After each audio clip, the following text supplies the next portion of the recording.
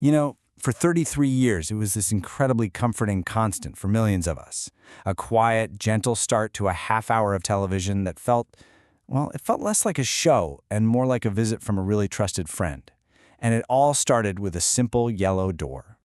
It was always the same. He'd walk in through that door, singing that song we all know by heart. And it wasn't just a jingle, was it? It was a real invitation, a genuine question he asked every single kid watching. Won't you be my neighbor? And then, of course, came the jacket swap.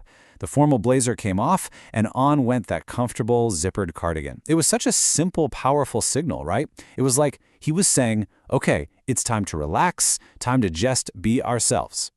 And then he'd do it. He'd look right into the camera, right at you, and he'd deliver this message of just radical acceptance. And you didn't just hear the words, you felt he meant them, every single time.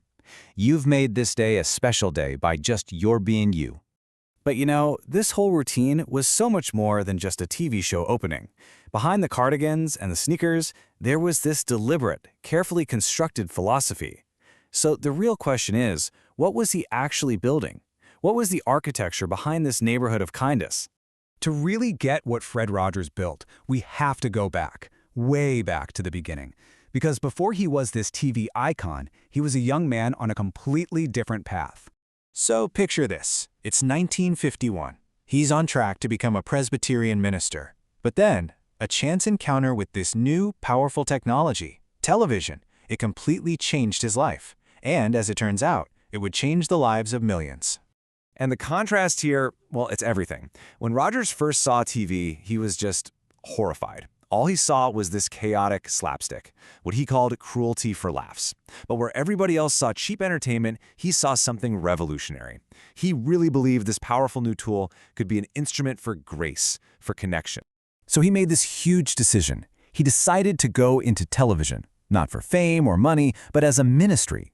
In fact, his church later ordained him with this totally unique mission to serve children and their families through this new medium.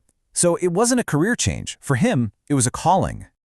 Now, the niceness of Mr. Rogers' Neighborhood, that was no accident. It was a rigorous, intentional design. He was literally building what you could call an architecture of kindness. And he built this whole neighborhood on 3 foundational pillars. First up, radical inclusion. He invited people of all races, abilities, and backgrounds into his television home. Second, emotional honesty. He wasn't afraid to talk about tough feelings like anger and sadness, and it was all grounded in real child psychology. And third, genuine curiosity. He took his time. That unhurried, slow pace was a sign of respect for a child's inner world. And just look at this moment from 1969. This was a time when Black people were literally being banned from public swimming pools. And Fred Rogers invites his friend, Officer Clemens, a Black man, to cool his feet with him in a little plastic pool. It was so simple, so quiet, and just a profoundly powerful protest against segregation. And this is the crucial point. Nothing on that show was accidental. Every song, every puppet, every single conversation was meticulously planned, often vetted by his longtime advisor, the child psychologist Dr. Margaret McFarland. So the warmth you felt, that was real. But the intention behind it was absolutely rigorous. But then, in 1969, this entire philosophy, this whole carefully built neighborhood, it faced an existential threat. And Mr. Rogers had to defend it in the most unlikely of places, the United States Senate. Okay, so here's what was happening. The Nixon administration wanted to slash the budget for public broadcasting in half, from $20 million all the way down to 10. For a new, non-commercial show like his, a cut like that would have been devastating. And how much time was Fred Rogers given to make his case? 6 minutes. He had just 6 minutes to testify before this notoriously tough Senate subcommittee chairman, Senator John Pastor, and convince him to save the funding. Think about that. 6 minutes to defend 30 minutes of quiet. So what did he do? He didn't come armed with charts or data. Nope. Instead of statistics, he just spoke quietly, from the heart. He explained the essential work of helping children manage their feelings, and he even recited the lyrics to one of his songs about anger. And in that moment, something incredible happened. The tough, skeptical senator, he was visibly moved. You can see it in this quote. Rogers' quiet sincerity had completely broken through all the political noise.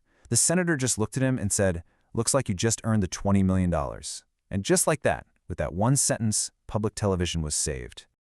Now, Mr. Rogers passed away in 2003, but his neighborhood has proven to be incredibly enduring. In the years since, his message has somehow become more relevant than ever, which, it raises a really important question. I mean, just think about it. In the last few years alone, we've had an Oscar-winning documentary, a huge Hollywood movie starring Tom Hanks, and countless articles all celebrating his legacy. It's safe to say Mr. Rogers is actually more famous now than he was during his lifetime. Which just begs the question, in our fast-paced, often cynical world, why are we so starved for what he offered? Why are we so deeply hungry for the message of this quiet man in a cardigan? Well, I think the answer is right here. In a world that's always demanding that we perform, that we change, that we improve, he offered two simple, radical gifts: his complete, unhurried attention and this unwavering declaration that you are worthy of love exactly as you are. And this wasn't just a message for children, not at all. He shared this incredibly powerful idea with adults in a commencement speech. He believed that our very presence matters, that, as he said, there is something of yourself that you leave at every meeting with another person. We leave a mark on everyone we encounter. And that leaves us with a final thought, a challenge, really, straight from the heart of his neighborhood. He taught us that every single interaction is an opportunity to leave something of value behind. So the question for all of us is, what will you leave with the next person you meet today?